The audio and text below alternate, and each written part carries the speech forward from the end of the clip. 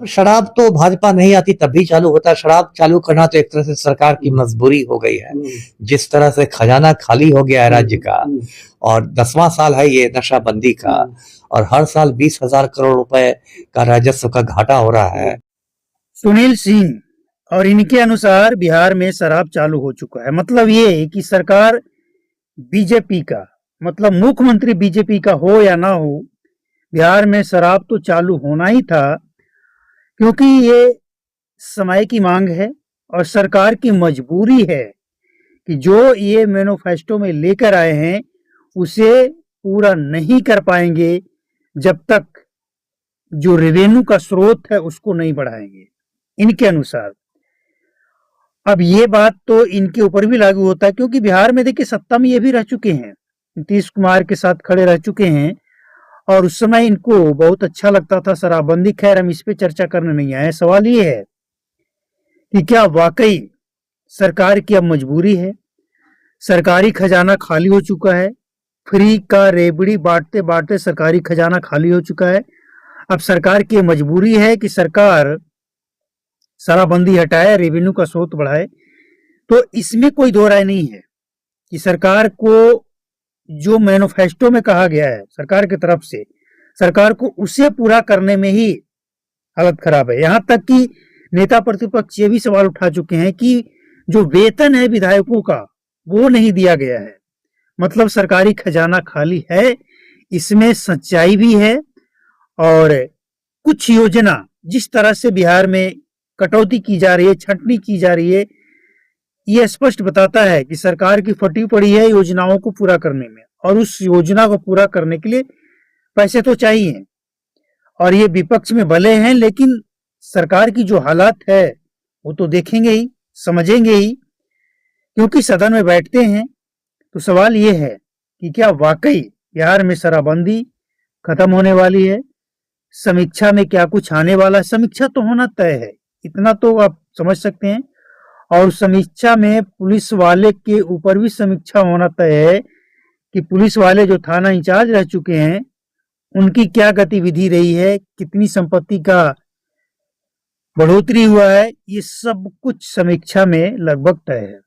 अब एक बात ये भी देखिए किस तरह से बिहार में नाबालिग को भी जेल भेजा गया। नाबालिग लोग इस शराबबंदी की तस्करी में पकड़े जाते हैं, ये भी अपने आप में एक चुनौती है। और ये तस्वीरें भले पुरानी हो, लेकिन जो बिहार की सच्चाई है कि नाबालिग भी, और आरोप भी लग चुका है कि जो स्कूल का बैग है उस बैग के माध्यम से शराब की तस्करी होती है। तो जिस तरह से नाबालिग पकड़े जाते हैं, शराब की तस्करी में कोई लगाम नहीं लगा है 10 साल के बावजूद, तो अपने आप में ही एक सवाल खड़ा करता है कि समीक्षा की जरूरत है। और बिहार में जब नीतीश कुमार अब नहीं है, केंद्र में चले गए हैं, तो अब जो भी मुख्यमंत्री, जो भी क्या मुख्यमंत्री तो अब सम्राट चौधरी बने ही हैं, शपथ ले चुके हैं। तो सरकार के सामने ये एक बड़ा चुनौती है कि जिस तरह से बिहार में शराबबंदी फेल है, जिस तरह से आम जनता, पुलिस वाले, पदाधिकारी, कुछ नेता इसमें लगे हुए हैं, समीक्षा करने की जरूरत है। और सम्राट चौधरी से उम्मीद सबको इसलिए है क्योंकि इनके कुछ बयान भी अब वायरल हो रहे हैं। दिया गया बयान वो विपक्ष में थे तब का है, लेकिन वायरल अब हो रहा है कि नीतीश कुमार शराब बेचवाते हैं और सरकारी खजाने से नुकसान हो रहा है। मतलब तमाम इनके बयान जो अब वायरल हो रहे हैं, और इसीलिए अब ये उम्मीद है कि बिहार में शराबबंदी पे लगाम लगेगा। और सबसे पहले आपको ये भी क्लियर कर दें कि शराबबंदी पे लगाम लगने का मतलब सबसे पहले तो ये नहीं है कि शराबबंदी हट जाएगी, लेकिन जो हकीकत है, चाहे वो शादी ब्याह का टाइम हो या फिर कोई पर्व त्योहार हो, जिस तरह से 2-2 करोड़ का शराब पकड़ा जाता है, आखिर क्यों? सिर्फ और सिर्फ सरकारी खजाने को नुकसान पहुंचाने के लिए।